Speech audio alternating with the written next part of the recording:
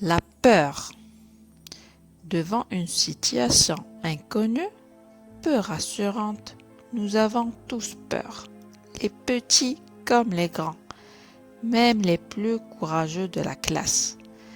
Ton maître d'école, tes parents, et il n'y a pas à en rougir. Ta peur te protège. Par crainte de marcher près des voitures, tu évites de mettre ta vie en danger. Toutefois, quand la peur prend trop de place, elle devient gênante, paralyse et empêche de vivre. Certaines personnes éprouvent une peur intense à cause d'une chose précise, l'obscurité ou les araignées par exemple. Leur panique est parfois impossible à contrôler. Ce qui les angoisse n'apparaît pas comme un danger pour les autres. La peur fait accélérer les battements du cœur et la respiration. Et on sent le cœur qui bat très fort quand on a peur. Plus d'oxygène dans les jambes, la transpiration augmente, refroidissant le corps avant l'effort à fournir. De l'énergie est envoyée aux muscles.